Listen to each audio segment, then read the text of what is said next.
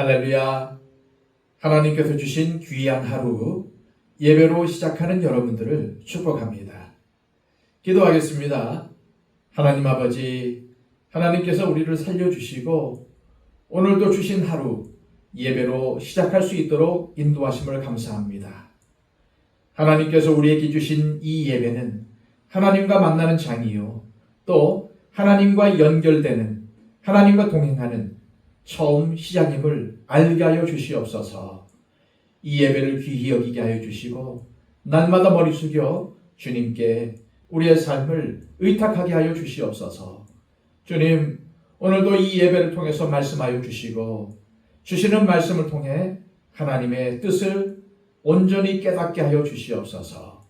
우리에게 필요한 능력을 허락하여 주시고 또한 지혜를 더하여 주셔서 오늘도 하나님의 사람으로서 손으로 악을 이기게 하여 주시고 오늘도 우리 주변에 있는 사람들에게 예수님의 사랑을 전하며 또한 선한 영향력을 미치는 삶을 살아갈 수 있도록 우리를 인도하여 주시옵소서. 예수 그리스도의 이름으로 기도하옵나이다. 아멘. 다 함께 찬송가 302장 찬양 드립니다.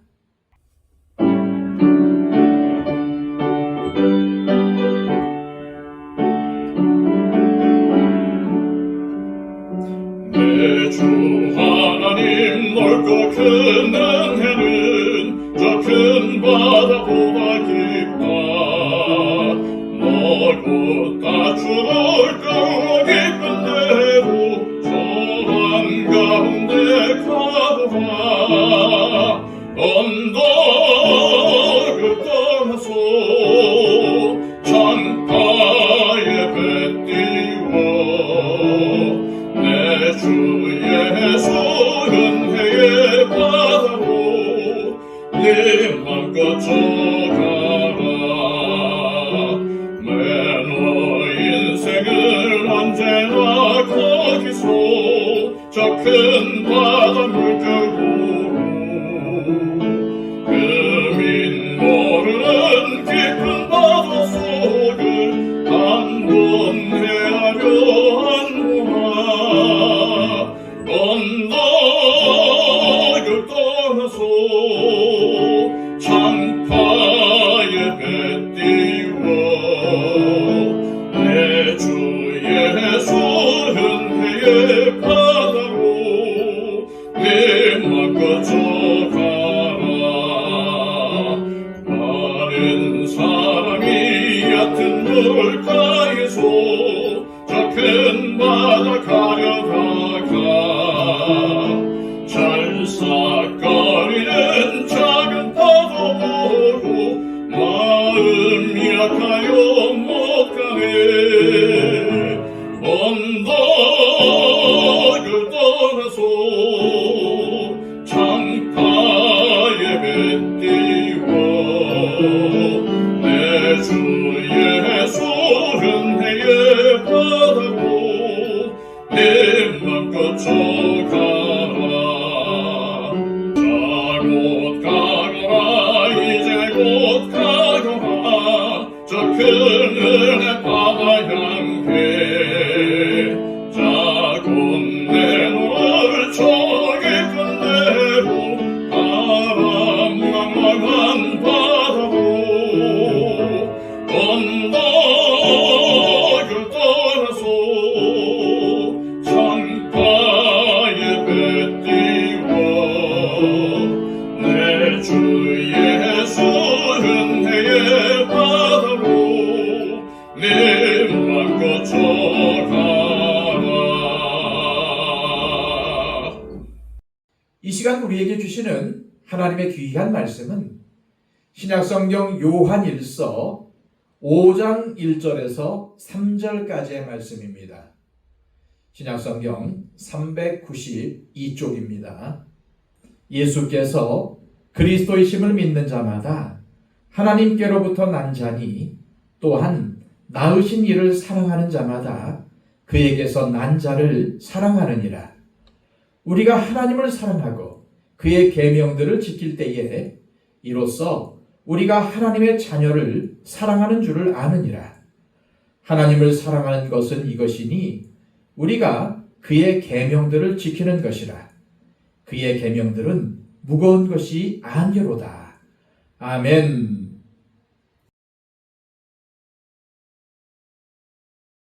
우리는 지난 시간 구원받았다는, 즉 하나님께로부터 났다는 첫 번째 증거가 바로 우리가 지금 예수님을 구주로 믿고 있는 것임을 묵상했습니다. 그렇다면 우리가 하나님께로부터 났다는 두 번째 증거는 무엇일까요? 1절입니다. 예수께서 그리스도이심을 믿는 자마다 하나님께로부터 난 자니 또한 낳으신 이를 사랑하는 자마다 그에게서 난 자를 사랑하느니라. 하나님께로부터 난 사람은 역시 하나님에게서 난 사람, 즉 믿음의 형제와 자매를 사랑한다는 것입니다. 그래서 구원받은 사람의 두 번째 증거는 하나님과 교회를 사랑하고 믿음의 지체들을 사랑하는 것입니다. 그런데 요한 사도는 이것을 부연 설명합니다. 2절, 3절입니다. 우리가 하나님을 사랑하고 그의 계명들을 지킬 때에 이로써 우리가 하나님의 자녀를 사랑하는 줄을 아느니라. 하나님을 사랑하는 것은 이것이니 우리가 그의 계명들을 지키는 것이라. 그의 계명들은 무거운 것이 아니로다. 지금 요한 사도의 가르침은 우리가 서로 사랑하는 것이 계명을 지키는 것과 같은 것이며, 그럴 때 우리가 구원받은 하나님의 자녀라는 것이 더욱더 확실해진다는 말입니다.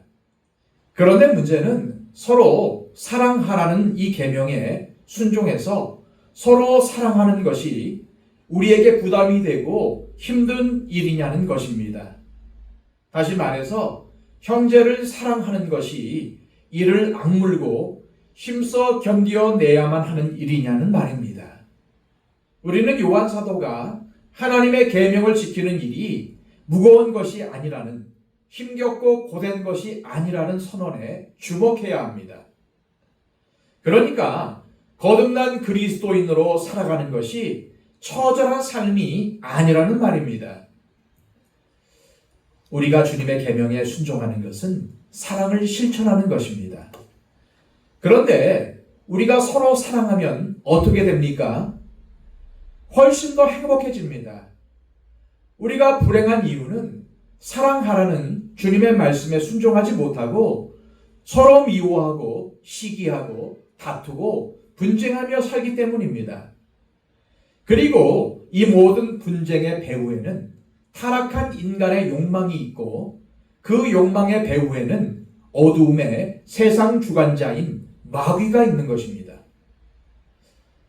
어떤 교회의 한 여집사님이 교회의 주일 식사 당번이라 토요일 아침 일찍 교회에 가서 다른 권사님, 집사님과 장을 보고 음식을 준비했다고 합니다.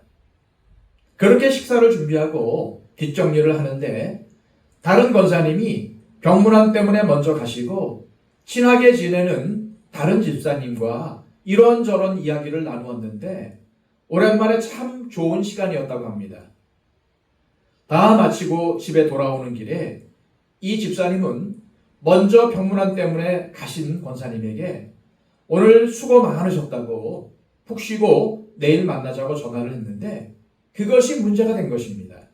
운전 중이라 스피커폰으로 통화를 마치고 바로 종료 버튼을 누르지 못하고 있었는데 그 권사님이 통화가 끝난 줄 알고 함께 있었던 다른 권사님에게 자신의 흉을 보는 것이 휴대폰을 통해서 들려왔던 것입니다.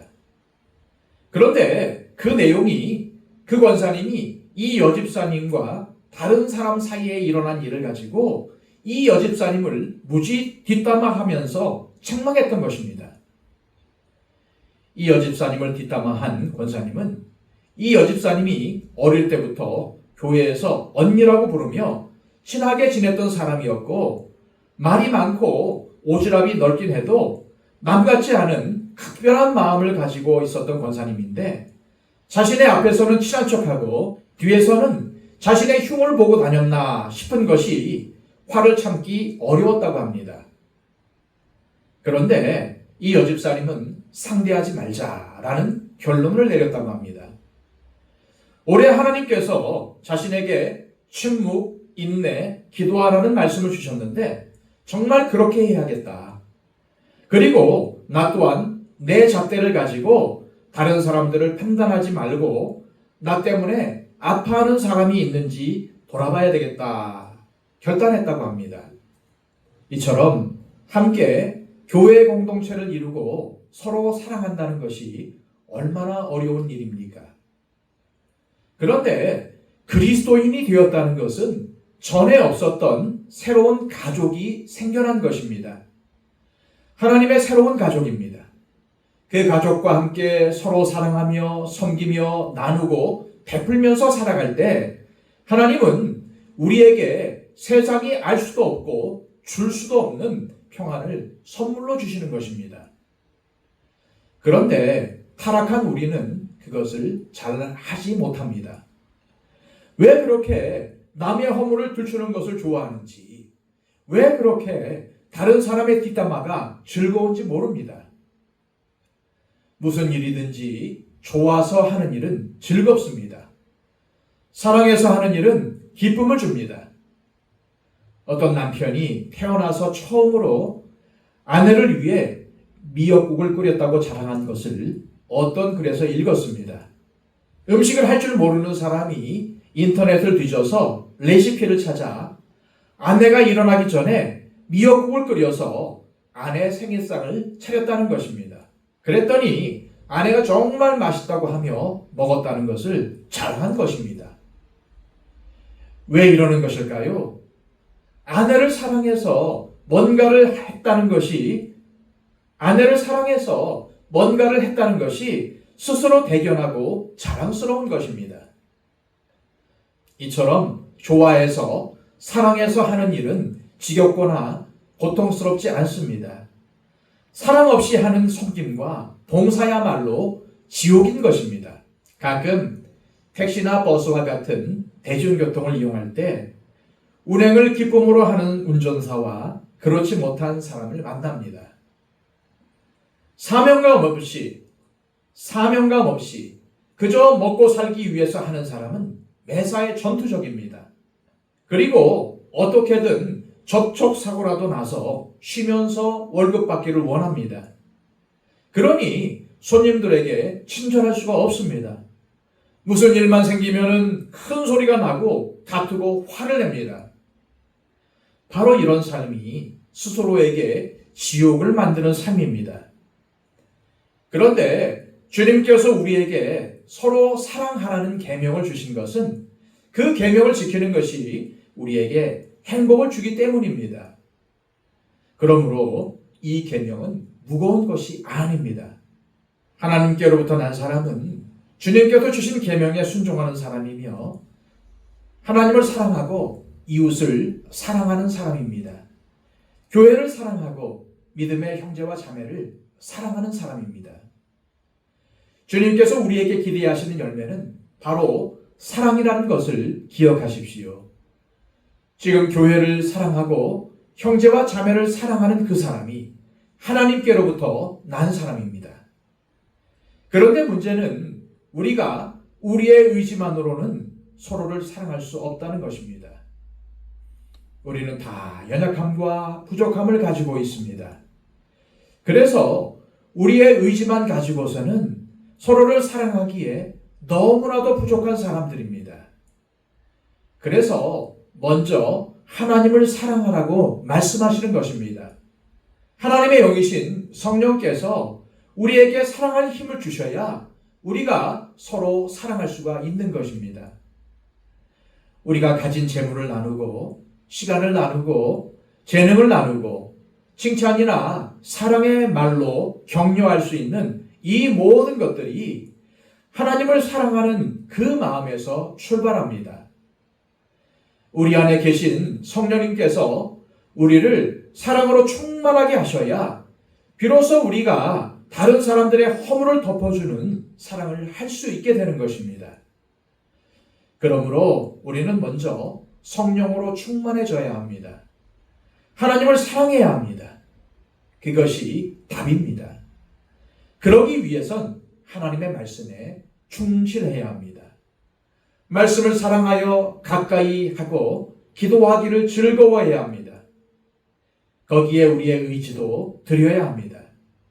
다시 말해 우리가 예배를 등한히 하고 말씀과 기도에 힘쓰지 않고서는 형제를 사랑할 수가 없다는 말입니다. 저절로 우리 안에 형제를 사랑할 수 있는 능력은 생기지 않습니다.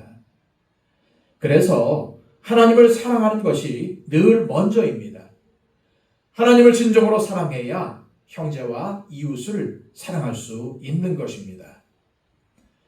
이 시간 기도하실 때 하나님 아버지, 우리가 주님의 계명을 지킬 방법을 깨닫게 하심에 감사드립니다.